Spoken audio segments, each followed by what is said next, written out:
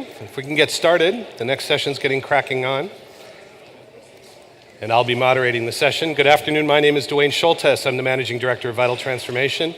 I'd like to thank you all for being here today.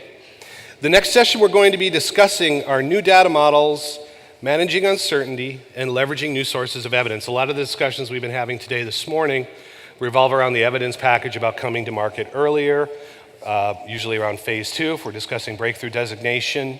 Just a couple months ago, there was an oncology drug that came to market in a one-arm trial with 137 patients, phase 2. And so we're seeing indications coming to market much earlier. So in order to be able to do so, we're going to need to be harnessing new levels of evidence and being able to harness this data for better decision making. So we've been doing some work, and I'm just going to walk through some of the research we did last year in real-world evidence.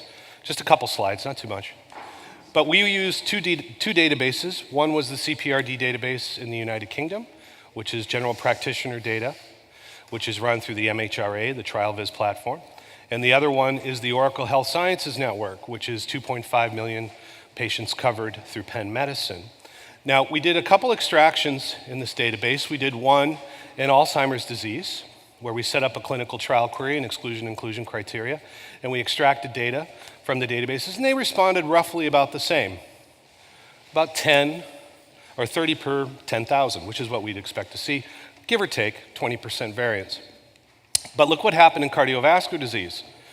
From the GP databases, we had 130,000 responses, yet from the hospital data, from the Oracle Health Sciences Network, we only had 900 responses.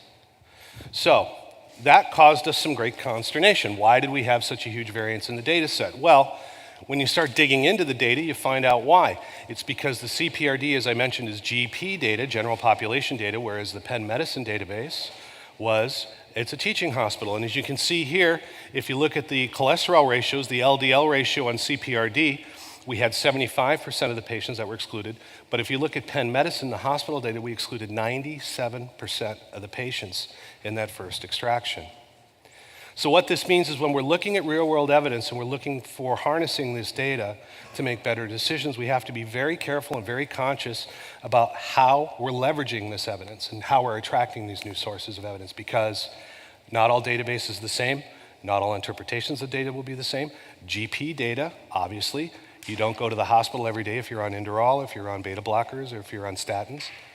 Obviously, we're going to get a more rich data source than we would at a hospital. People who go to the hospital are in a much more advanced disease state for cardiovascular disease. This has a huge implication for the research work we're going to be doing and how we're bringing drugs to market going forward. So with that, we have 4 serious experts. I mean, this is a really fantastic panel. So we have Sabine Astor, who's currently seconded to the European Federation of Pharmaceutical Industries and Associations, FPA, but she's actually, in her other hat, she works for Roche. And I'm going to invite Sabine to the floor representing FPA today. Sabine, the table is yours. Thank you.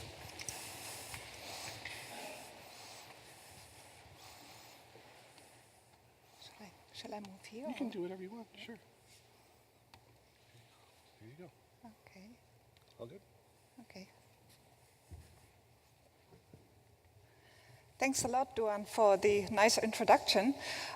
We heard a lot of presentations this morning about data generation, real-world evidence, and it's very clear data generation and evidence collection is changing radically and drastically.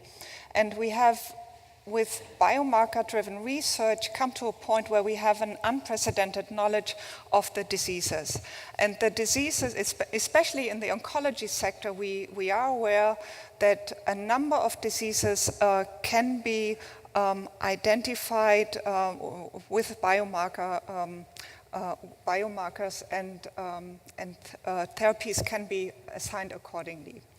Now, this drives a change of paradigm on how we conduct clinical trials. The classical randomized control trial will be probably more and more belong to the past.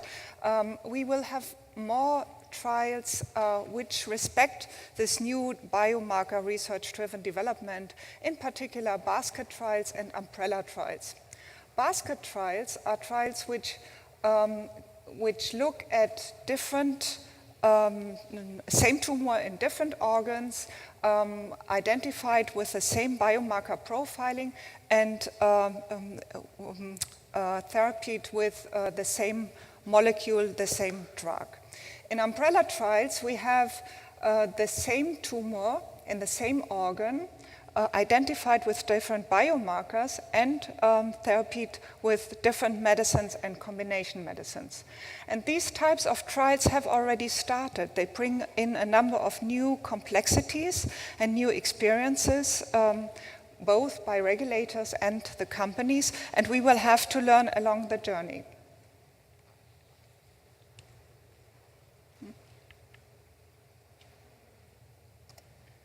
So this is one part of evidence generation. Another part of evidence generation and data generation clearly links to genomic data and the possibility to identify and target disease therapies with next generation sequencing. So we will step away from this traditional model of tissue biopsies and move more to liquid biopsies with multiple testing possibilities, including next generation sequencing and imaging.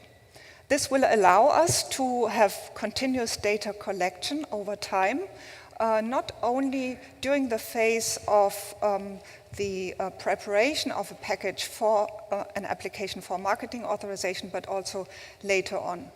The genomics era is also acknowledged heavily by the politicians, and as probably most of you know, Genomics England is looking at the genomes of 100,000 patients and exploring the possibilities to use them in healthcare therapies. Now, wearables, mobile tools are the other element of new data generation and data collection, and this starts from conducting clinical trials where these tools are increasingly be used and pose a number of new questions on how to deal with this from a scientific and a regulatory perspective. And in Europe, this is particularly relevant as we do have clinical trials conducted in different companies across borders, and the use of wearable tools may imply also a trend for remote conduct of clinical trials with investigators far away from the patients. And this, of course, brings challenges in Europe with the different borders and languages, something we need to look at in the future. But also post-authorization of a product, the data collection with wearables is going to be an important element of the future scientific development, and we will have to see how this will be reflected in the ongoing evidence generation and confirmation of the benefit risk after authorization. Now, how to address all these evolving concepts which happen at the same time, which are fairly complex, and coming at certain limits between in Europe, between the European perspective and the national perspective. Now, medicine's adaptive pathways is certainly a concept which looks at the possibility to integrate these new evolving concepts as part of a life cycle development approach for a drug. So instead of looking at this magic moment of the authorization where all data have been collected, it will look at evidence generation over time, including real-world evidence as part of the new toolkit. The radical change from adaptive pathways compared to the current system is the integration of a number of stakeholders around the table. Whereas in the past we had this traditional exchange, regulators and industry, in the future we should have HTA bodies around the table, and of course the patients as well, eventually even at a certain point the payers. Now, looking at the processes, MAPS is not really a completely new thing.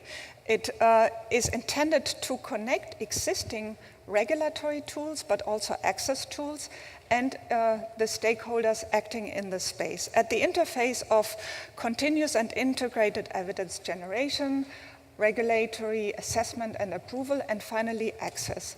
And when you look at the tools, we have a number of systems in place already.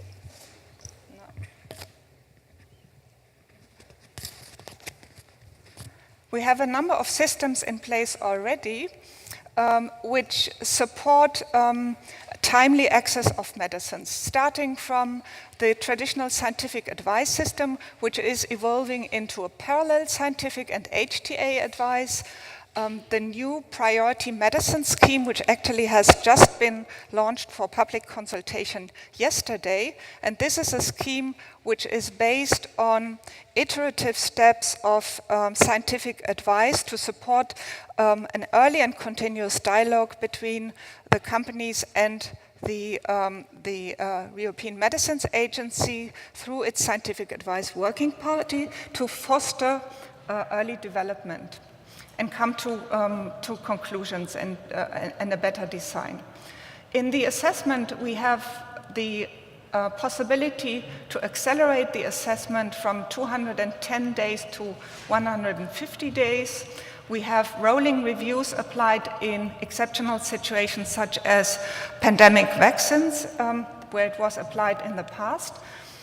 We have the system of conditional marketing authorization, which is addressed to come to an early approval on the basis of less data in situations of unmet medical need. And then we have, of course, the traditional system of a full marketing authorization, which now can be made subject to specific conditions, and these can include post-authorization efficacy and safety studies as an example. So all these tools are there. We have also tools in the area of access, such as relative effectiveness assessment, looking at the application of the product, the medicines, in comparison to standard therapies, which are then used as a basis for decision by payers. Now, it is important to see how the combination of these tools can be better harnessed.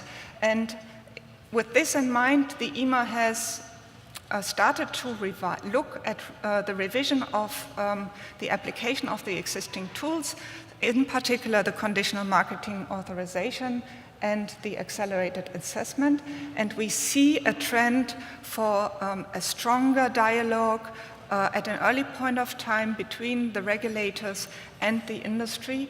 And we see a trend for a stronger flexibility in discussing around the scientific endpoints and scientific markers. So there's clearly a very positive trend on a better combination of what we have today, and at the same time bring the stakeholders around the table, the regulators, the HTA bodies, the patients. MAPS is also about connecting the dots. And as I said at the beginning, the trend is there. We are looking into E and M health possibilities, but at the same time in Europe, we see responsibilities at a national level and at a European level, which need to be mitigated and also considered. Next-gen sequencing, new clinical trial designs, patient involvement, which is currently being discussed with a new project in IMI on patient elicitation for benefit-risk assessment, but also other areas touch upon adaptive pathways such as big data and real-world data. And here we have the element of data protection, which plays an important role. So the use of big data will only be possible if indeed the consent given by the patient for their data will be broad enough as to allow secondary use of data. And that is something which is really a serious point now in the debate of the EU data protection regulation in the Council and the Parliament, and it's the moment where this point really needs to be finalized and hopefully will work into the direction that secondary use will be possible. If this will not be sorted out at an early point in the regulation now, we will have a real problem. So we still have some hopes that this will be successful. But also the other areas need to be considered, and it's important that with any discussion on maps, we make sure that we have not the traditional siloed discussions, but the connectivity across the topics and across the European and the member states level in the future. And that is a particular European challenge we have to deal with. And here we come to IMI. IMI, as a public-private partnership, as presented by Pierre this morning in all details, provides that unique opportunity to break these silos in Europe. And we must make sure that we properly use the funds available, the system is there, that we bring these important topics which touch on medicine's adaptive pathways to IMI to sort out the discussion between the stakeholders needed for the debate, both at the European level and at the national level. And here in particular, it will be very, very important that we get on board not only the industry and the regulators in the traditional setting, but also more and more the patients and the HTA bodies. We have a number of projects in the pipeline right now which have touch points with adaptive pathways. The IMI Adapt Smart as a discussion platform to identify further research and enable the implementation of adaptive pathways has just been launched. Other projects are on the horizon, the one on patient preference elicitation for benefit risk assessment, a project on real-world data, Get Real, is up and running for quite some time. A lot of results from that project can be harnessed for this adaptive pathways discussions, and we will certainly see more projects as a result of IMI Adapt Smart very soon. And with this, I would like to hand over. Thank you.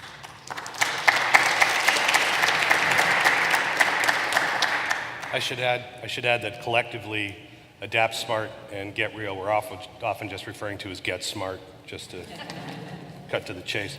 Now, Sabine, you mentioned under PRIMES there's an iterative step of scientific advice. Mm-hmm. So generally now you get scientific advice when you apply, and that's it. So from the industry perspective, do you see these iterative steps of scientific advice working under PRIMES? What would you like to see, and how do you think it's going to be structured? Mm-hmm. Yeah, thanks for that question. That's a very good question.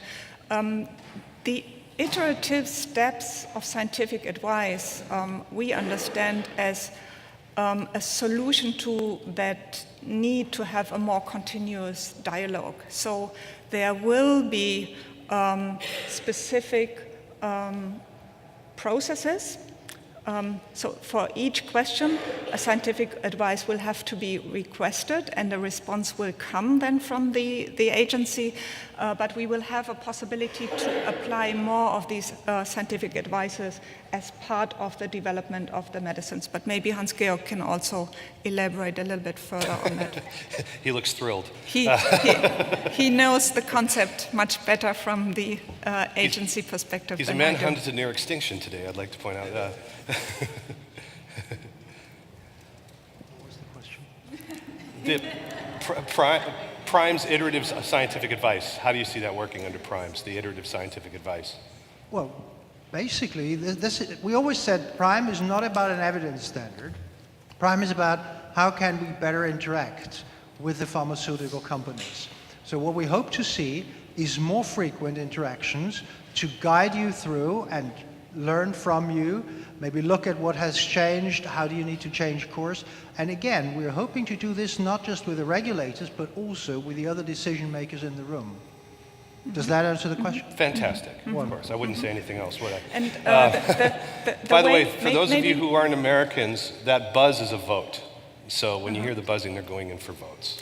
That's all that is. And Duane, Prime has been set up very broadly for the time being as to learn over time. Sure. And that's the idea, not to come with a very detailed process, but with a broad concept which allows that products for which an early dialogue is really needed can make it through the process. And we think this is a really smart approach as opposed to being very detailed or restrictive. So we very much welcome that approach, this concept learning over time. What is also important from our perspective is to have that early understanding on who is going to be the rapporteur in the process. Right. So that allows for a better planning and preparation from the industry perspective. The other element which is important to us is linked to HTA.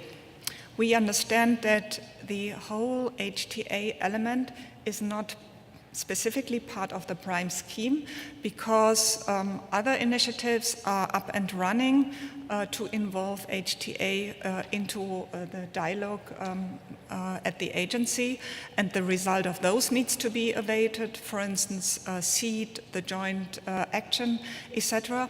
But it is important that sooner or later these tools will be combined so that also HTA bodies participate to this discussion. The bottleneck is the resources with the HTA bodies right now, and this is something where we really need to think about and try to find a solution on how this can be addressed, because we have gone quite far in improving the system from the regulatory perspective, and what we have seen over the past year as an industry here is really a major step forward. We see the regulators try to maximize the existing system for the evolving and new science to come. But if the HTA bodies are not there's no point. Part of the story, we are not getting where we have to get. So now we have to focus on how can we manage to get the HTA bodies on board for that discussion. I could probably talk for another hour with you, but we've got to move on. So I'm going to move to Kenoi, but thank you very much, Sabine. So now I'm going to bring, thank you. Kenneth Oy, Associate Professor of Political Science and Engineering at MIT.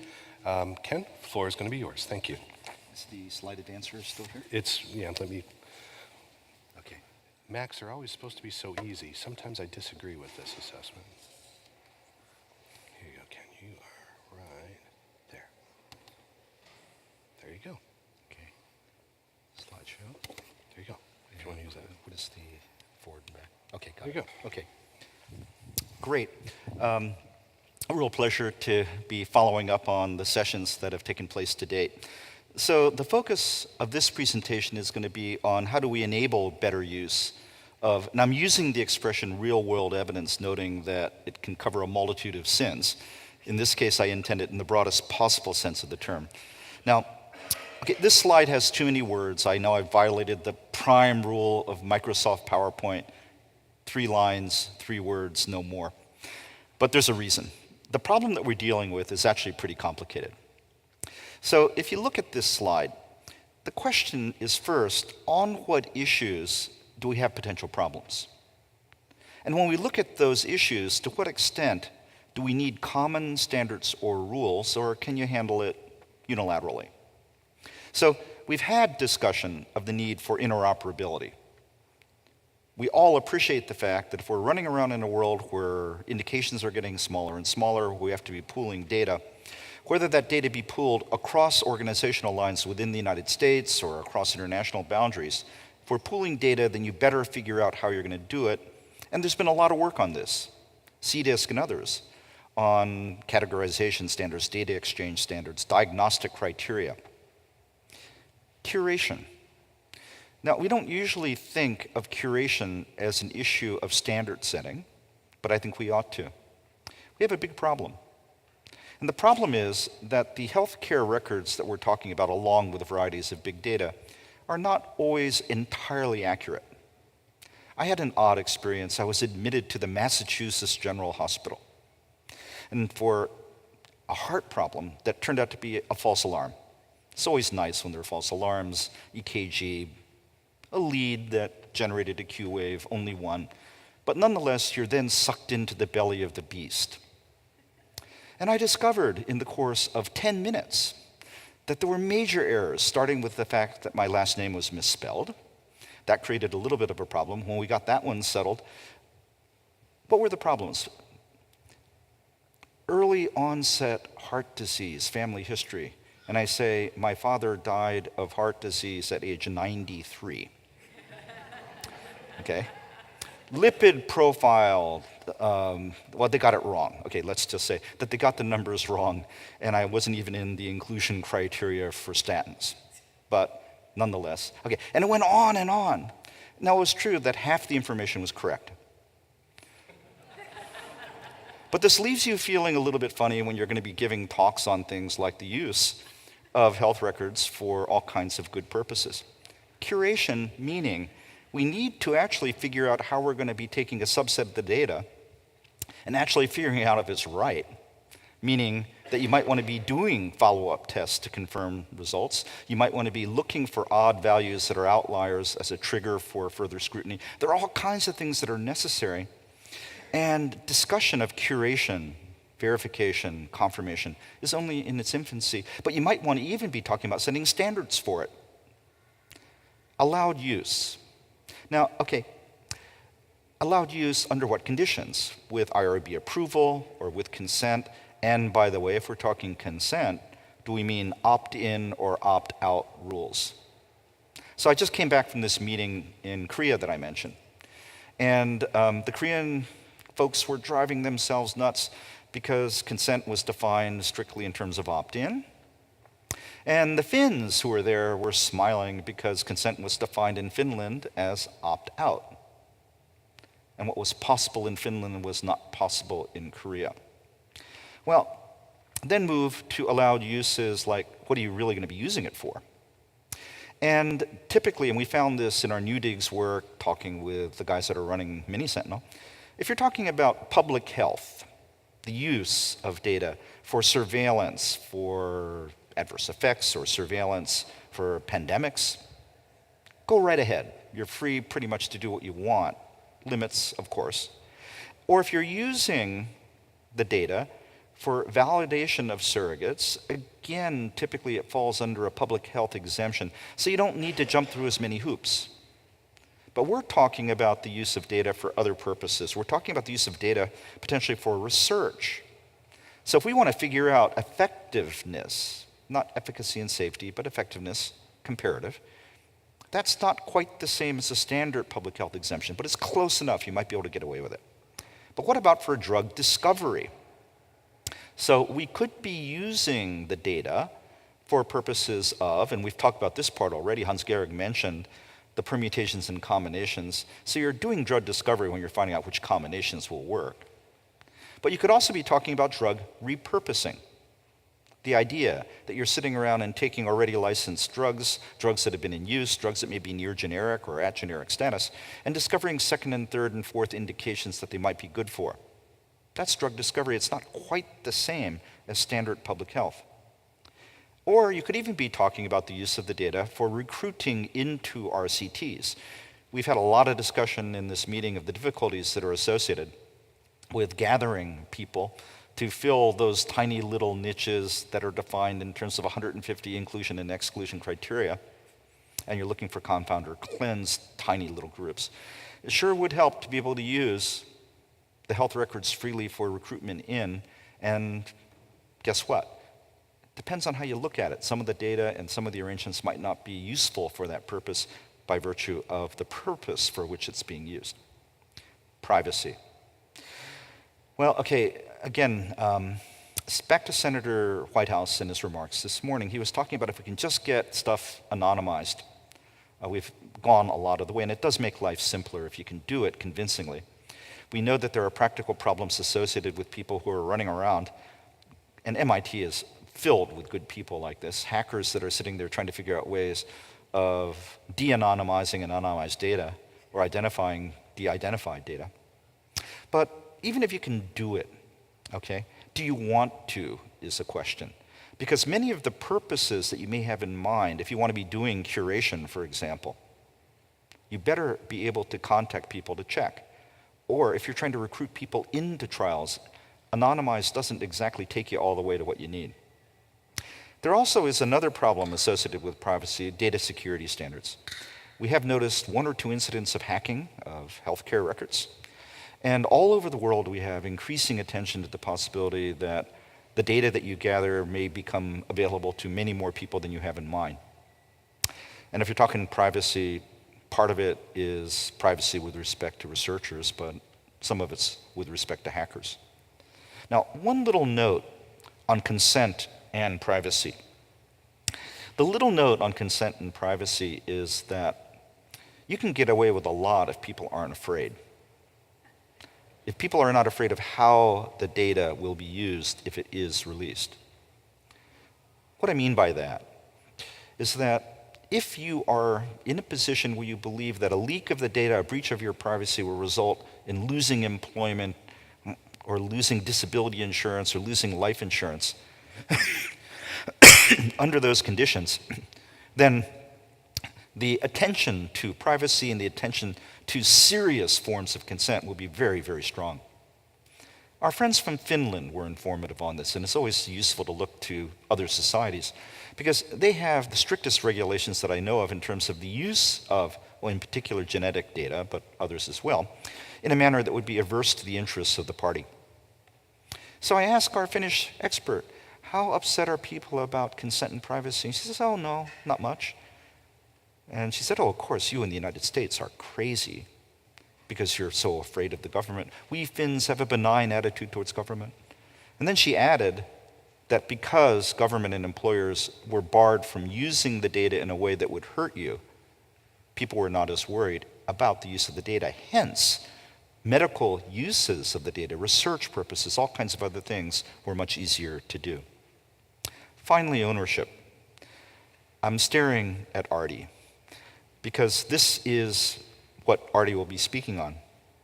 You have the issue of who owns intellectual property, who owns the data, but also who owns the tools that you're using to analyze it, and who owns the standards that may be generated to allow us to use the data more effectively.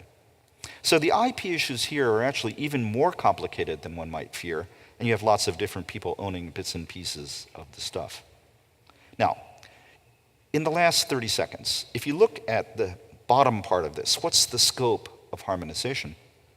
We have all those issues sitting up top, and each of them is worth hours and hours of discussion. But it's not clear going in. You can't just say automatically we need global standards, or you need regional standards, or national.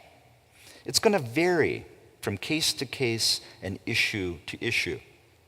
One can imagine, actually, situations where you could be accommodating significant variation on perhaps privacy standards, taking account of the fact that different societies have different views on it. Okay? You might even have some situations where for some purposes and some dyads, pairs of actors or some groups, you might want to be really, really tough, far tougher than national or regional. I'm not going to be able to fill in that matrix right now. I'm recommending that we do this over the course of the next 5 years. But do not take it for granted that what we want to be doing in each of the cases is moving to global. In many instances, we don't need a standard. In other cases, maybe a national or even a group standard might work. So I've gone 10 minutes, and I will turn it back to Dwayne. Thank you, Ken. Don't run away. Okay. Thank you very much.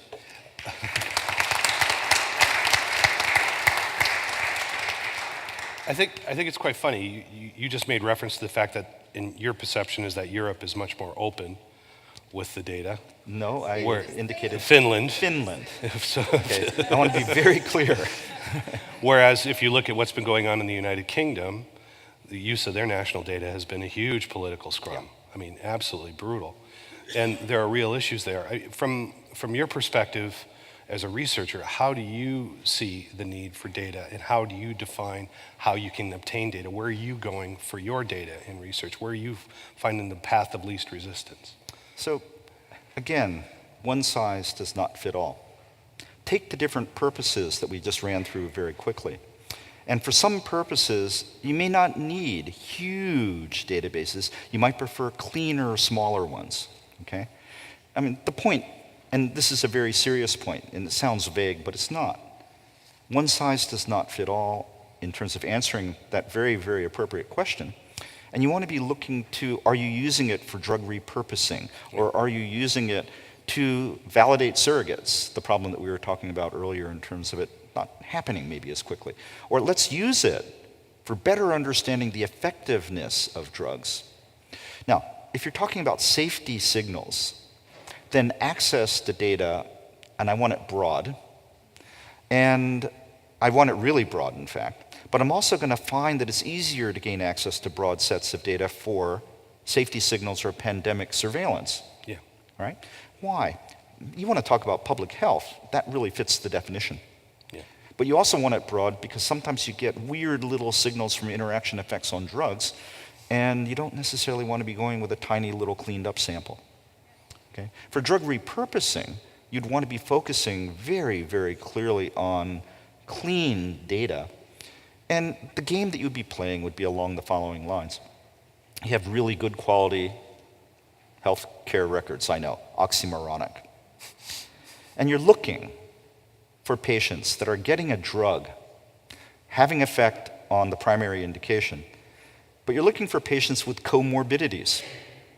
And you're looking for patients with comorbidities to see if the other one responds. And if it does, and you have enough of those cases, you've generated a hypothesis, but you want to do it systematically. This is sort of the way that it happens serendipitously, historically. But you want to do it much more systematically by going through the data, and then maybe moving to a focused trial to confirm. Right. We're going to continue with that, Okay. I think, and we could, again, you and I could probably, we have for several hours, but we're not going to right now because they're here, unfortunately. Yes. We'll do this later. Okay. But I'd like to move to Bettina Rill. Bettina is the founder of the Melanoma Patient Network in Europe, a very articulate patient advocate who also is a researcher. So she approaches this from a scientific method as well. So it's our pleasure to have Bettina here. Thank you very much. He can't work this. I know it's a Macintosh. I know. They're supposed to be. They're supposed to be easier. You know that. That's just a theory. Yeah, I know. There you go. Thank you, Bettina.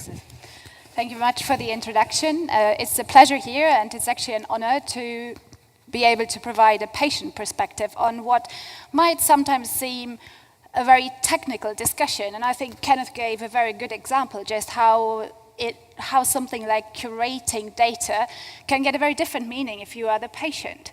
And I would like to find first out how I can move my slides forward without standing here.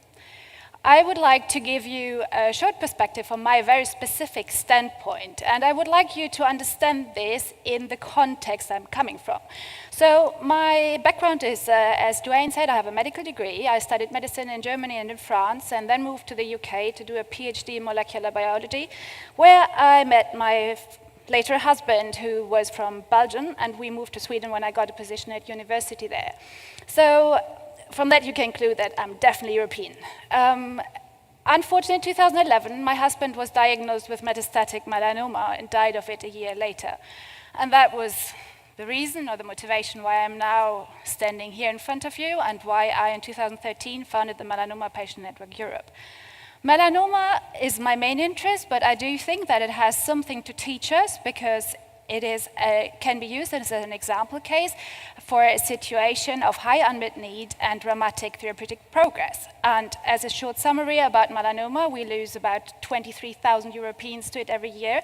It is a relatively young cancer. So my husband had just turned 36 when he was diagnosed. Just like the average, the median is something between in the early 50s, depending on the study you look at. And it's one of the most frequent cancers, or it's the most frequent cancer in women under 30. Incidence is rising, probably linked to sun exposure, so increasing number of holidays abroad. And it is a problem, an increasing problem for us. And I wasn't really aware of it until it hit us. But it is a nasty disease. It is like when you're diagnosed metastatic, on average, people had 6 to 9 months to live. So you go from a situation where you're planning a family, planning your career, to dying in less than a year. Luckily, the situation has changed dramatically because we have had not one but two classes of new therapeutics coming up. And I'm sure you have seen it because it was all over the news, and there is this very spectacular photo of a patient riddled with tumors who responds to one of these, namely a BRAF inhibitor, and where the tumors disappear and unfortunately come back afterwards. So for us, we have the specific situation that none of the therapies that we had before, namely radiotherapy and chemotherapy, ever showed any effect in melanoma. I still like to believe that I'm not that old. My daughter over there will disagree, but I learned already 20 years ago, nearly 20 years ago at med school, that melanoma is chemo and radio resistant, and that hasn't changed. So if you want a chance to live, you need these new drugs. Your chance to live depends on access to these drugs, who are unfortunately coming with a hefty price tag. And as a next problem, just getting this one drug is not enough, because we are not as lucky as hepatitis C patients today, where a single drug is actually able to deliver a cure. With these, our drugs of melanoma give hope, but they do not give a cure. So we are dependent on systematic learning and progress in order to come where we want to be, namely to keep our patients alive. So, early access. This is a typical advocacy topic. We want access to drugs. And then everyone goes, yeah, you're bought by pharma, and you don't know what you're talking about anyway, because think of all these risks. And this discussion has always, annoyed me beyond belief, because every single patient can tell you that the moment you are diagnosed with something like metastatic melanoma, your perception of basically everything changes. What matters in life, what is important to you, but also what is risk. And this is something that you cannot anticipate until you are there yourself in that situation. Now, in a situation where you know if you do not take anything, you will die for sure, a potential side effect of a drug takes on a very different format, because it is just that very drug that comes with a certain risk that could also prevent you from dying. And of course, someone from the outside will say, oh yeah, but it will come with side effects. And the discussion, I think, or that where we are turning is that we assume that someone in this discussion must be right, and that there is such a thing as the single right answer to the issue. And I think this is where we go currently wrong. And I have this quote from a workshop, and this is a discussion we currently have with our oncologists, who are very reluctant to put people on new therapies that come with side effects, where our people want the therapies, and the oncologists say they are too dangerous. And then our patients go, try melanoma for a change. So why do I think this is important? I think we need an approach, and this touches upon a question that came earlier in this session before lunch. How do we get to whom do we ask? Who's representative? Who can tell us really what patients need? And how do we do it? Because the answer when this question raised, I think it's a very important question that we all have to solve as a community, because it is not simple. I find, from my perspective, that many other stakeholders have a quite simplistic concept, one could also call it naive, when they're demanding patient input. They would like to invite one person into the room and say, please tell me everything about the specifics of that very condition. And then they go, and how representative are you anyway? This usually happens short notice, because patient representatives are usually invited last, without any preparation, or you get something sent the day before, no properly formulated questions, no agenda, and no follow-up. This is a bit extreme, but I've been to a couple of these. And I think this is a situation that will not bring us forward, because there will not be a single person representing everyone and knowing everything. Everyone assumes if you want a medical opinion, you don't invite one QL. You invite 5. You are not going to invite one regulator and say, talk for all regulators in this world. You're not going to find that. You're going to invite someone from the FDA, from the EMA, you're going to invite a Canadian, a Japanese, and probably some I've forgotten now. And I think we also have to start thinking about patient advocacy in these terms. We need specific input. And now I would like to run you briefly through how I think we should be doing it, because it's not about being right, me being right, you being wrong, or the other way around. I think we have to come to scientific measures, how we can actually measure differences in perception. This is a pilot project we ran together with the EMA, and we were very happy that we could run this at the last conference I organized, which was in April in Brussels, and that was called The Risk of Not Taking Risk, and addressed the different risk-benefit perceptions between patients and other stakeholders. Briefly, how it ran. It was a mathematician, a group in Holland, who developed a tool, and the tool allowed, independent of any specific product, to say, for an increase of in lifetime, I am willing to accept in adverse events. And the initial idea was to measure our conference participants and use a group of regulators as control group. So they let 70 regulators fill in this tool, and the original idea was just use everyone who attended our conference. So this came out. I want you to focus on the third box on each of them. On the left side, our conference participants, on the right side, the EMA colleagues. Now you would say this is not very spectacular. So you would expect patients and advocates to be a bit more risk-loving than regulators. I always say I would expect risk aversity to be a selection criteria to become a regulator. On the other hand, this is what we want them for, right? We want them to protect us from the mistakes of the past. So I think this makes total sense as a concept. Now, what I find interesting, and this is very preliminary data that we want to use like as a baseline to do a proper study on it, but I find the tendency in there is very important, I think, and this is something I would like you to take home today. We did a subgroup analysis, and we actually tagged the surveys because we were not able to ask medical information in this context. So on the very left, you see stage 4 patients. So these are diagnosed stage 4 melanoma patients. In the middle, you have carers, most often spouses or siblings of stage 4 patients. And then on the right side, you have advocates, for example, working for an organization, taking care of stage 4 patients, but being neither a patient themselves nor a carer. So these could be stage 1 melanoma patients or people who are not related or have no personal contact to melanoma. And I think this is where it gets really interesting. You see that patients in themselves, and I put the red line as the reference line for the regulators in there, just so I have one figure because the original one was too long and I thought I'll be running out of time anyway. So I think you can see very clearly that the patients are the most risk-accepting ones, and that already the carers are not as risk-accepting as a patient would be.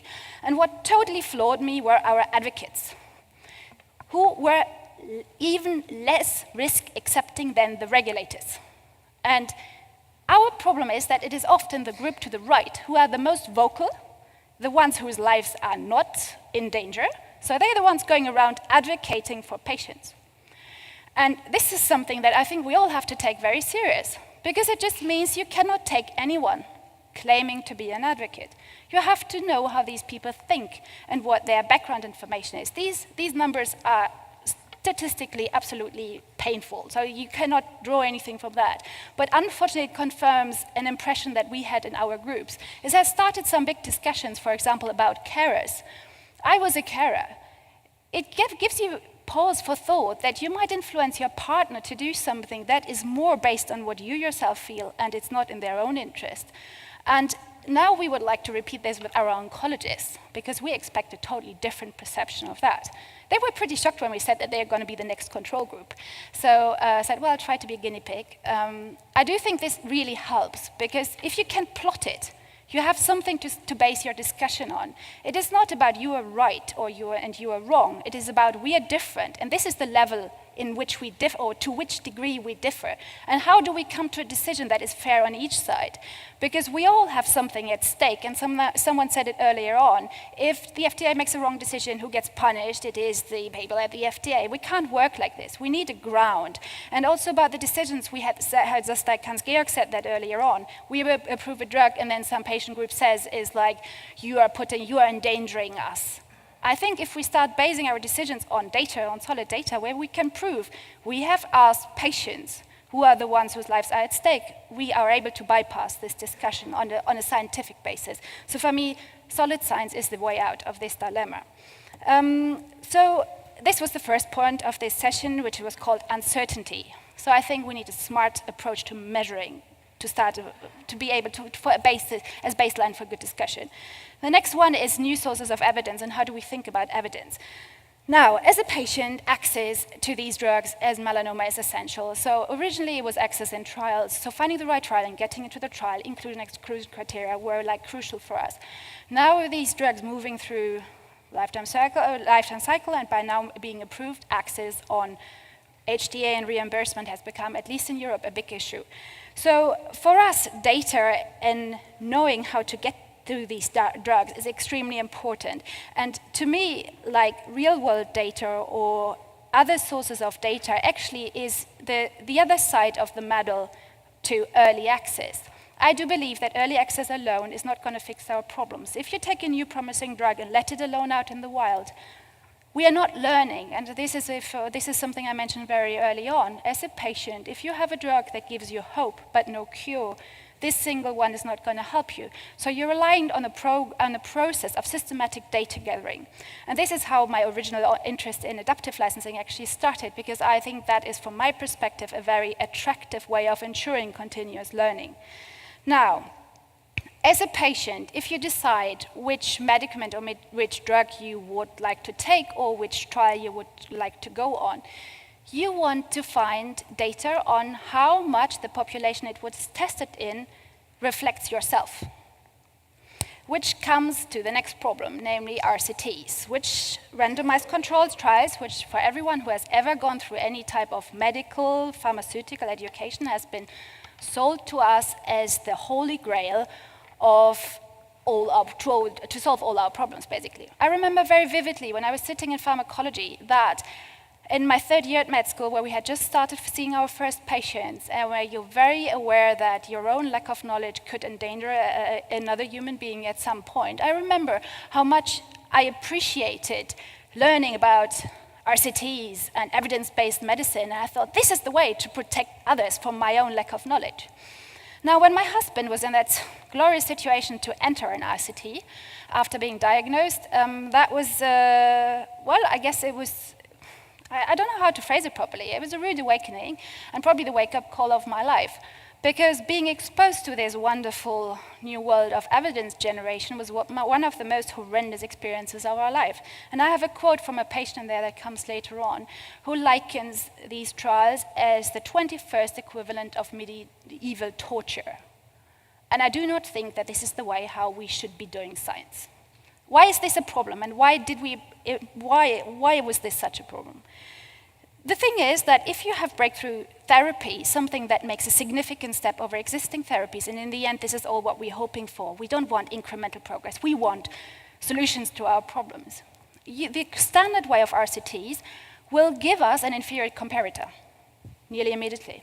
Melanoma had a series of these trials, and everyone knows from the beginning of entering these trials that there is a chance of ending up on something that we knew never worked. And that experience, while you can get your head around having a fatal diagnosis, knowing that there's something that could give you maybe not life, but at least time, and not getting it out of man-made conditions, is inhuman. And I do not think that we as society, as a developed society, should tolerate that. In the next step, people will say, yeah, but RCTs, they give us good data and they tell us whether drugs work and whether they're safe. And I would like to challenge you on that point. Because if you have a huge, if the effect size is huge, that leads to very small trials, which allows to very cleanly select the trial population that goes on the trial, which limits then the external validity of the trial. If you as a patient have brain mets and melanoma, and 80% of our patients do at death, and you looked at the earliest data, brain mets were systematically excluded from trials. What does that tell you about the trial? How relevant is it to our real problem, namely the real world? It is limited. Safety. The new immunotherapies are one of the terrors of pharmacovigilance people because these trials are small. It is pure statistics that if you test something in 500 people, you won't pick up rare side effects. Even 1,000 people is not enough. So we need something that is better on the pharmacovigilance side. So what we get told, and it is totally understandable, that we as healthy individuals would like to believe that there is a fantastic system in place that tests our drugs, that they work like a charm, that they're safe, and of course have no side effects whatsoever, and that it will be available the day we become the patient. But we are not there yet. So this is actually the quote that I had there. So I think there is a huge room for improvement And it's a step that we have to take. And the oddest thing in there that it now seems to be the financial side of things that is driving it, because it is not only delivering, it is not only inhumane to patients, it is also costly. And luckily for us as patients, and I actually see it as a luck or as a, I don't know, maybe it is the situation we had to get to for the system really to change, that we have to come up to better data. This is the quote I mentioned earlier on. And this is a stage 4 patient who's been through quite a lot, actually. She's progressing at the moment. And she puts it very concretely. First, you're told your mole is nothing to worry about. Then you're told it's going to kill you. Then we have a drug that could help you, but you're not going to get it. And what we as patients need is not just some data, something on efficacy. We need something that tells us, does it work in the real world? And actually, can we afford it? And if we can't at the moment, we need a system that changes that. And I believe that different types of evidence generation and real-world data is, I agree, is very ill-defined because it harbors so many different groups. And as we have heard very eloquently, you have to select the right tool for the right situation. But I believe like the unifying theme for me is that real-world data is about external validity. RCT is about internal validity. Real-world data addresses the question of external validity. As patients, you have to know what works for someone like you and something that you can actually extrapolate from. So this slide I borrowed from a speaker who's coming later. Thank you very much for that, Sarah. But I believe that we have to move upwards on that ladder and as fast as possible because our people continue to die. And with that, I would like to end with a quote from a famous American. Of all the forms of inequality, injustice in healthcare is the most shocking and inhumane. Actually, he probably said inhuman, because if you go digging into the quote, I started reading up on it, he said it at a conference in 1966. And it was a comment he made, it was never written down, it was not part of a speech. And it is mostly cited as inhumane, but what he really said was inhuman. And I think this is where we are. Thank you very much for your attention.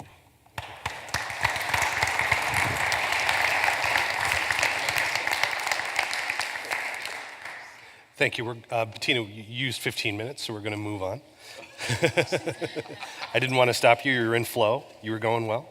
So we're going to proceed now to our last speaker. This is Artie Rai, who's the Evelyn R. Lattery Professor of Law at Duke University. Thank you very much for being here. Let me pull up your slide. Okay. So this is a Mac? Good. It is, yes. Awesome, because I'm using a Mac. I'm very happy you like it. Yes. I can use my presenter view, Thank you. which if there's anybody here from the Apple Corporation, that's a sarcastic comment.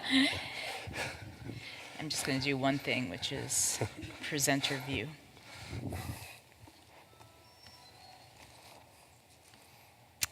All right. Excellent. So I am the last speaker, and I'm following 3 very eloquent speakers, so I will try to be brief. I am also speaking on a topic that probably is not going to elicit the same level of passion, I suspect, in many of you as the prior speakers did, and that is the question of how commercial rights fit into all of this, in particular intellectual property broadly defined. That is not, unfortunately, necessarily a very exciting topic, but at the end of the day, it's a topic that will determine whether the therapy gets to market, and that's the unfortunate reality of the situation.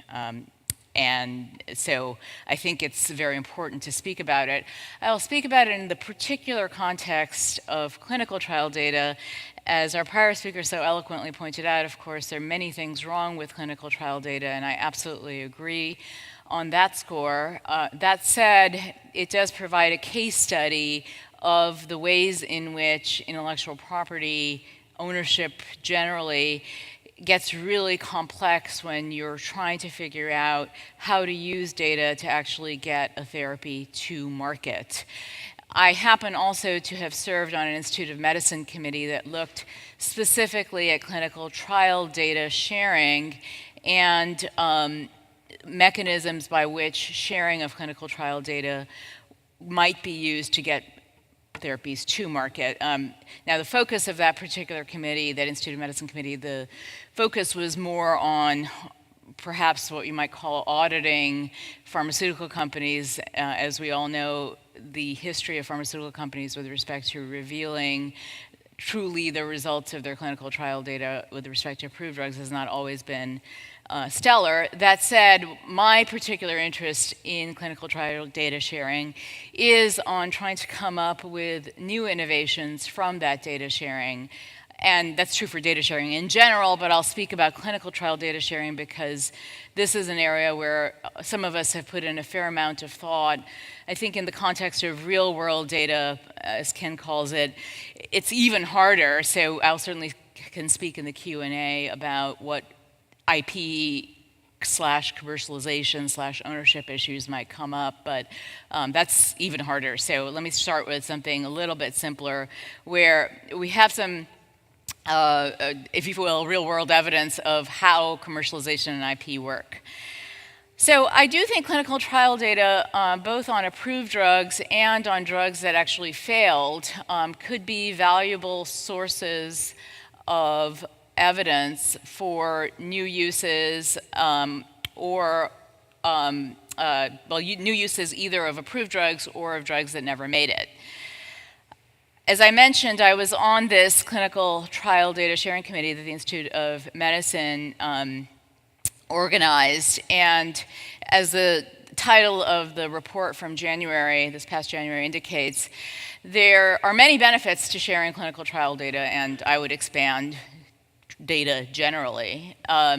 But there are risks, and the risks that I will focus on, others have focused on risks to privacy, potential, other types of risks. The risks I will focus on may seem less exciting in certain ways, and it may seem purely financial, quote unquote, but it's actually also a risk ultimately to patients, because if there is no financial value to be gained from a particular set of data, that data is likely not to get to market. That's just, again, the cold reality of the situation. So the risk that pharmaceutical companies focus on is typically risk to patents. If you talk to most pharmaceutical company patent lawyers, and I never worked for a pharmaceutical company, but I am a recovering patent lawyer, and now I teach law. They will, sharing is a dirty word in some respects, because sharing means compromising patents or perhaps data exclusivity. We'll talk about that other regime of data exclusivity in just a minute. But it's not simple financial value. For them, maybe it might be, but as I said, it can also be health value, because if the therapy doesn't make it to market, if no one wants to invest in it because there's no patent to be had, then that's health value lost as well. Now, I don't want to be all gloom and doom about it. Oftentimes, you see pharmaceutical patent lawyers being all gloom and doom about data sharing. So in the orange, I've put out, I'm sure Hans-Georg has heard this many times from various pharmaceutical patent lawyers, all the parade of horribles that could happen. And I'll talk about that a little bit, but I also think that data sharing can lead to new opportunities, and not simply new opportunities for health, although that's what I care about, but also financial value, which is what will drive those therapies to market. So let me talk about that a little bit in three contexts. One is the context, well, two contexts involved approved drugs, so drugs that have already been approved, and the question is, how can sharing clinical trial data on those drugs help patients and also help therapies get to market? The other is data sharing associated with abandoned drugs, and in particular, I've worked a little bit with NIH's National Center for Advancing Translational Science, which has been doing a lot of work on clinical trial data sharing and abandoned drugs. So let's start with approved drugs, and we'll start with voluntary sharing. The voluntary sharing that I will focus on, simply because I heard a lot about it at the IOM committee and also know some of the people who are involved, is the data sharing that was pioneered really by GSK, but now 12 different pharmaceutical companies are involved, and that's the clinical data sharing repository, where full data and metadata, anonymized, are available from 12 of our pharmaceutical sponsors This data remains on an access system, so there's no downloading. That said, academics and others who are approved by an independent review committee can get access to the data, and not necessarily now, but in the not too distant future, there will be the ability not simply to get data from one sponsor, but also aggregate that data with data from other sponsors, as I understand it. That's the goal. Again, remaining on that system so that there's no downloading for reasons that we'll talk about related to commercial value, but and perhaps also privacy, but that's the voluntary system that we have currently in the major voluntary system we have currently in the US. The data sharing agreement in that CDSR that I have read now several times is fairly straightforward, and it's pretty clear that the data remains confidential information. There's no transfer to third parties without approval. And there's interesting and I think important language with respect to new IP that might be generated. In other words, new uses, subgroups that might be found by looking at the data for which new uses might be possible, other new IP that might be generated, maybe combinations of drugs, what have you. There's a right of first refusal to an exclusive license to whoever is working on the data. So the features of this are pretty strict contractual protection of the information, and because all of the data remains on the access system, this is a SaaS system that's been set up, it can't be used, it can't be downloaded to support what are known as marketing authorizations, which are mechanisms by which people get approval. And the concern is that if data could be downloaded, irresponsible entities or misappropriators could get marketing approval without the consent of the generator of the data. So in terms of new IP, it does allow for new uses. This particular voluntary sharing model does allow for new uses to be the subject of IP protection. And I do think that even though it is to some extent a closed system in that you have to apply for access and be approved in order to enter this system, it definitely allows many more eyes on the data. So more eyes, in the words of Eric Raymond, one of the pioneers of thinking about open source, more eyeballs mean that all bugs are shallow, and I think we will see, as a consequence, progress. So I think this is good. It's a good voluntary system. I do look forward to the time when data from different sponsors can be integrated, because that is, one key piece of the puzzle, I think, as Hans-Georg mentioned earlier. There are, unfortunately, with respect to approved drugs, some limitations, at least in the US. I'm less clear on other countries, but at least in the US, some limitations on the value of new use patents that we can talk about in the Q&A. So this is a problem, I think, that has to be fixed in the IP system if we're going to have this data be used on approved drugs, be used in a manner that generates new uses. Companies will tell you that use patents on new uses of approved drugs are useless. They will tell you that flat out, and therefore they don't care about new uses of approved drugs. So we got to come up with a way to fix that problem, and I have some ideas. We can talk about it in the Q&A. I'm not going to talk too much about mandatory disclosure, because that was to some extent discussed this morning by Hans-Georg and others. The EMA has a policy, as many of you know, where data on approved drugs will be made available automatically, mandatorily, if you will.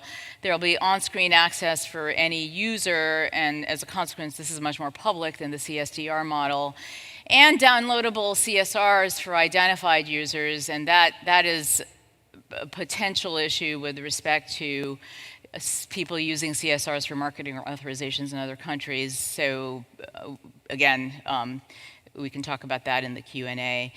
One thing that I think is very interesting about the EMA's definition of what constitutes confidential information is that it includes information on essentially new uses. I mean, it's described in the language of exploratory endpoints, but it's basically new uses. And I think that's actually a good thing that that's considered confidential information, because if, under the laws of most jurisdictions, information about a new use is out in the public domain, no one can patent it, and even though new use patents aren't necessarily that helpful, as we just discussed, they're better than nothing. And so I do think that this is a good step on the part of the EMA to exclude new use information from what is made publicly available, or exploratory endpoints, as they put it.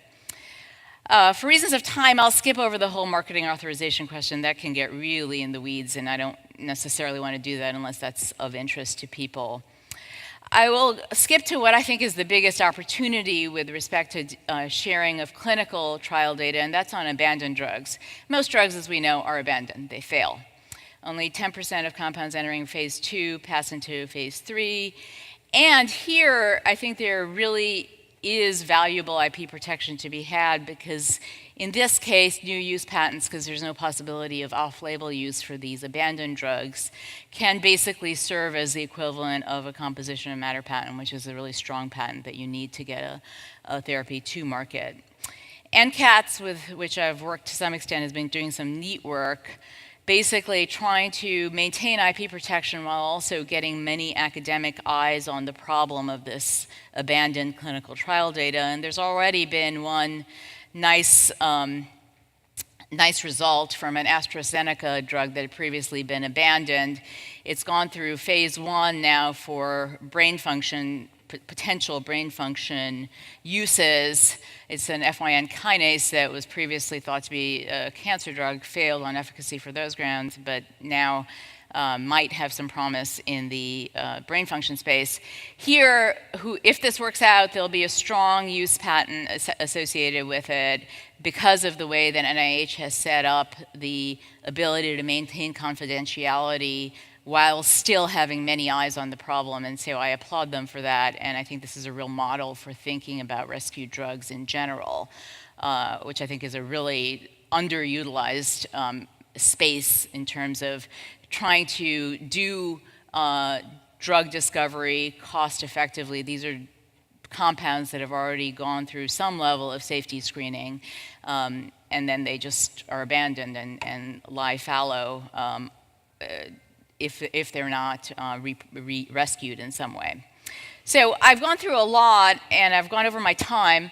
I've gone over my time. So if you're interested in these questions, I've written 2 different articles on the questions, and you're welcome to, well, the slides will be available so you can look at the references. Thanks. Thank you very much. If I could have all the speakers up on the stage, please. And we'd like to open up, for the last 15 minutes, we'd like to open up the floor for Q&A. Does anybody have any questions? I've got about 40 that I'll happily go through, but if there's anyone out here, you make my job easier, please. All right, thank you. Please say your name and where you're from, please. Good afternoon. I'm Ed Pizzala. I work for Aetna. I have a question for this panel, but probably folks from some of the other panels might want to chime into this as well. A lot of what we've discussed today in terms of let's get the drug to market faster, we're not as worried about risk because the patients who are going to take this drug are severely ill and are going to die. Or, or let's, move, something through a little more quickly. And we can, and I totally understand, and I think that we all understand that for patients who have fatal diseases and diseases that cause rapid decline, that they have a different benefit-risk sort of approach to it than people who have other diseases. But the biggest issue we have here in the States, and I think that it's an issue in other places as well, is physician autonomy. Doctors can write for that drug for anything once it gets into the marketplace, and this is a serious problem. We don't really have controls on making sure that the drug gets to the population for which it's intended, and as a result, the regulators are really pretty conservative, more conservative than many patient advocacy groups would like to see, because their concern is what happens when this drug starts to get out there and I no longer have any control. The FDA no longer has control over how a doctor uses a medicine. If it's the right kind of patient, in other words, doctors can experiment. And so, how are we going to handle that? Yeah, thank you. I think, Ken, I'm pretty... Okay, the problem really reduces to the following. If we're talking about MAPS or adaptive licensing, we're talking about controls on initial use of the drug, so that during the period when uncertainty is great, those taking the drug are those with the most beneficial benefit-risk ratio. And it's not because you know something bad's going to happen, but you know that you don't know. The control that I would recommend puts people like Ed Pizzella and Aetna on the spot. In the United States, drugs are kind of expensive at times, and most people don't want to pay for it out of their pockets. And the issue of what an insurer is willing to pay for can exercise or have some effect on people's behavior. Now, the effect on behavior would not be perfect. It would not be the same as an absolute control, and people that are really determined could go ahead and take it, and the people could experiment. But as long as you obtain information Data on the results of that experimentation and it feeds back into the system, I'm not that upset about it. If people are informed of the uncertainty, decide to take it, and pay a bundle for it, that's not such a bad outcome if they value it. The big problem from my standpoint, we do a lot of data work. Obviously, we're doing some work on repurposing with a couple biotech companies. The big problem is you don't capture that data. If it's off-label, you don't get the data. You don't know what the impact is. That's the biggest problem. We're not getting the valuable data. Yes, please. And wouldn't you have to require the script to say what use it's being put for? Not necessarily. How? Yes, you can get that, but then you might not get the data afterwards if it's off-label. It might just be you just know there was a script. That's what I mean. And so I think that it's very difficult, even in your scenario, Ken, to absolutely be clear that the population that should get the only population that gets the drug is the one that which is indicated. See, I'm not even that upset if it isn't, at the end of the day, totally restricted, as long as people are informed. Well, how do you regulate that, though? That's a problem. Yes. But it's not our problem. You both want to chime in, so let's go to Sabine first. Yeah, I think it's important to look at the different safeguards we have on off-label use, and your first, the different national systems come to have different provisions on how off-label use can be allowed and applied. So that is only possible if there are no therapeutic alternatives in some jurisdictions. A second important element is that off-label use now under EU legislation is considered as something which needs to be reported to the regulators. So the extent of off-label use needs to be reported. So the system is starting to be more, keeping more oversight on the off-label use and the experiences with it in the future under the pharmacovigilance legislation. Do the German registries capture the data? Pardon? Do the German registries capture that off-label use data? The registries, not necessarily, but it is an obligation for the companies to report the off-label use, and they need to get the data, of course, from the different prescribers. Tina, you wanted to come in. I do think that to the proper usage or the appropriate usage of a new drug, I think medical societies play an enormous role in the development of guidelines. And there are some countries that have their own guidelines which are often based on existing or on guidelines, and they will only reimburse treatment according to guidelines. I think that this is the largest part because we start focusing on off-label while the largest proportion of patients will be treated within or on-label. So I think on-label guidelines play an enormous role. And then off-label, if we capture the data, I think it is a way of hypothesis generation, which from a patient perspective, I think is beneficial. Another question. Anyone? Yes, in the back. Dave Dvorak. Yeah, Dave Dvorak, Oracle. Just a bit of a question. We hear a lot about the pharma companies allegedly not sharing data. I'm going to take a little bit of a different perspective. In the work that we're doing within the Oracle environment, we do a lot of work with hospitals and healthcare systems, as well as with life science companies, CROs, and pharma. And what we're finding is that the differences between those two is getting smaller and smaller, narrower and narrower, where what actually happens at the bedside is turning into directive to the medicinal chemist in the pharma company that drives back to a bedside outcome measure. But what we're also finding is that the vast majority of academic institutions run boatloads of investigator-initiated studies, which some of them get into information, some of them get published, some of them don't. Some of them are really crappy science, some of them are pretty good. And what we also found is that just overall, those institutions simply don't want to share access to their boatloads of real live patient data.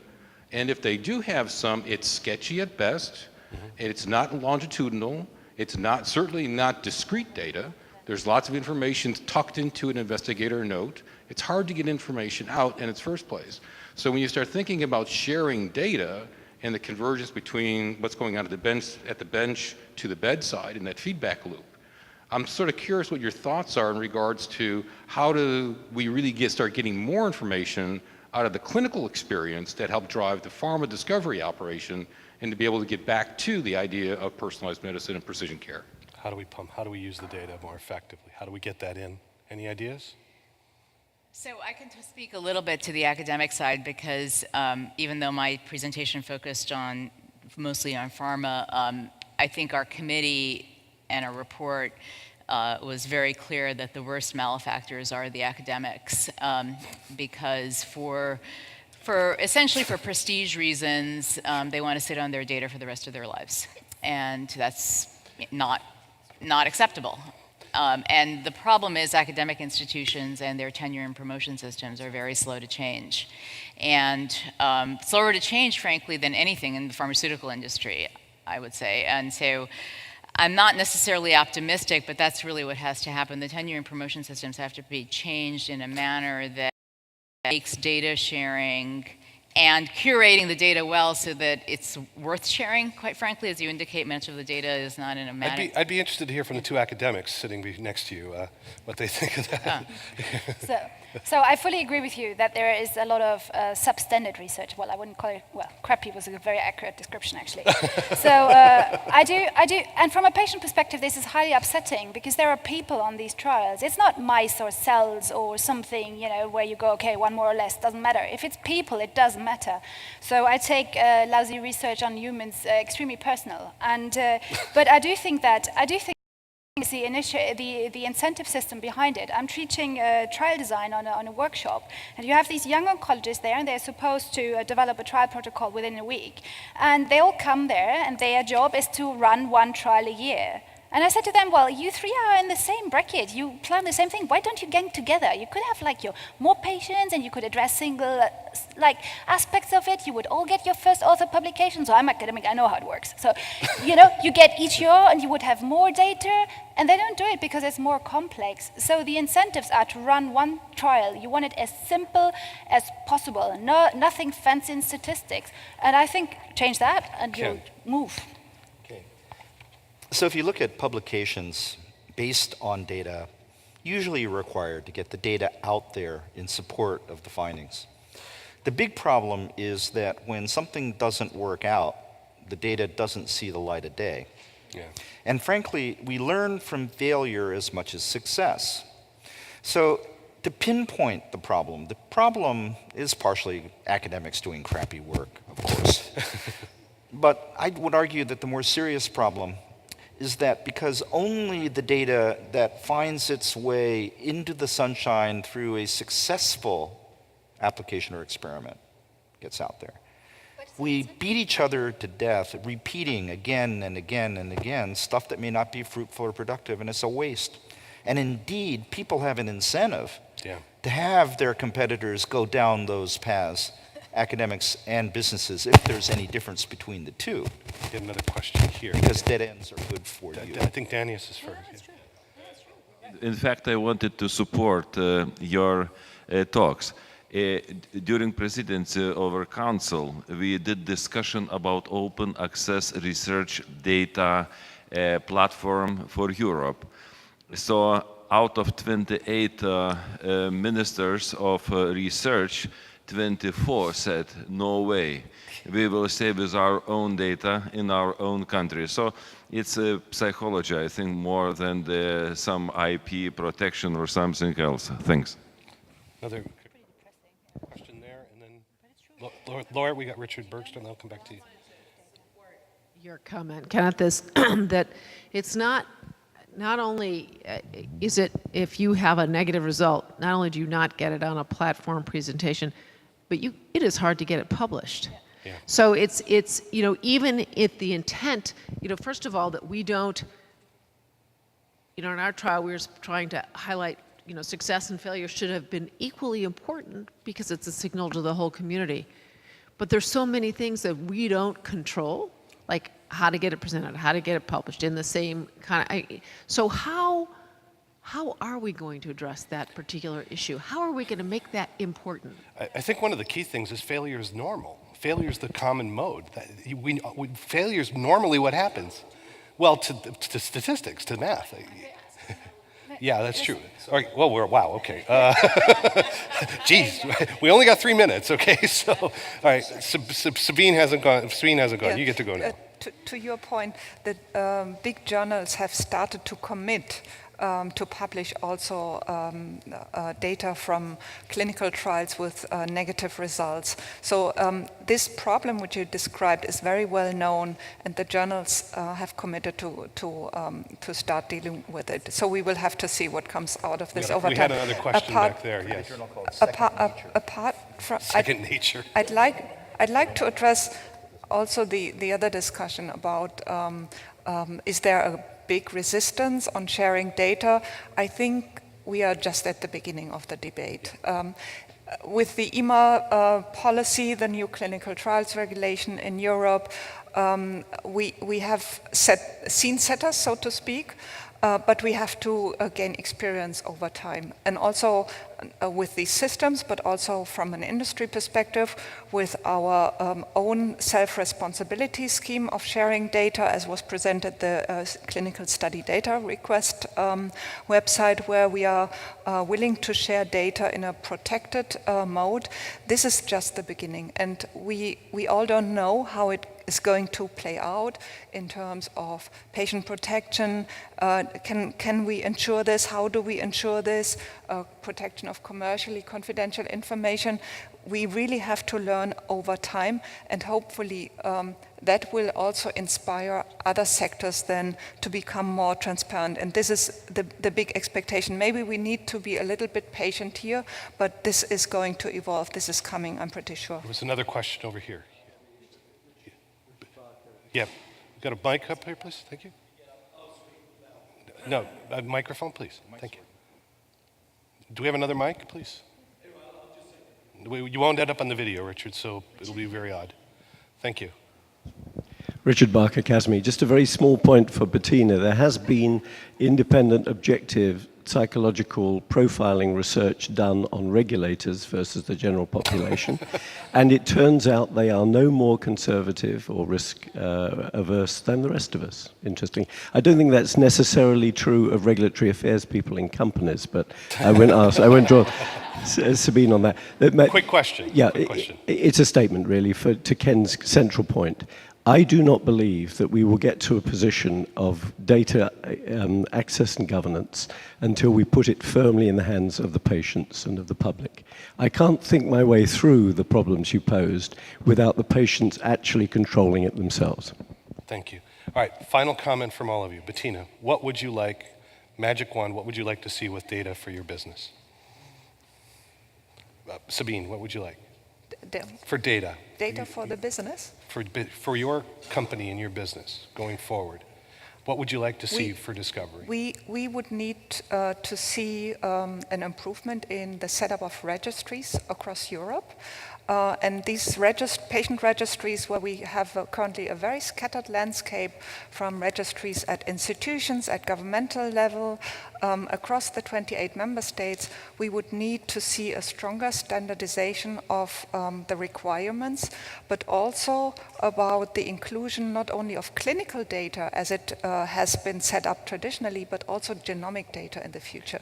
So that in the future, the combination of these data can be ensured, and that will help us then in further harnessing evidence for the development of drugs. Okay. Very simply put, what I'd like to see would be assurances, credible assurances, that information, be it genotypic or phenotypic or medical records, could not be used against the interests of the subjects.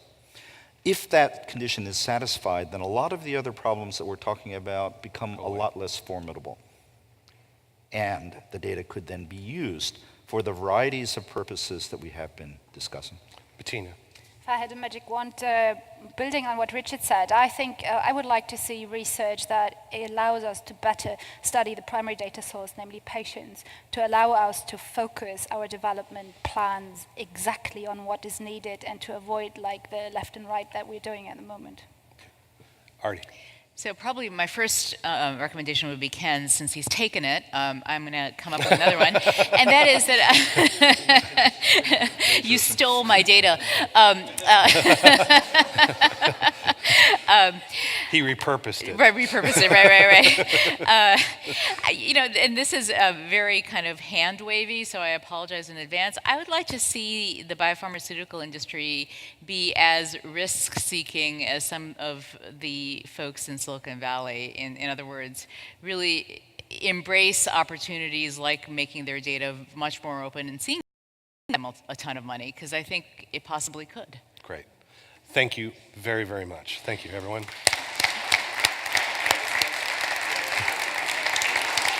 Another coffee break for you. Thank you very much. Happy networking.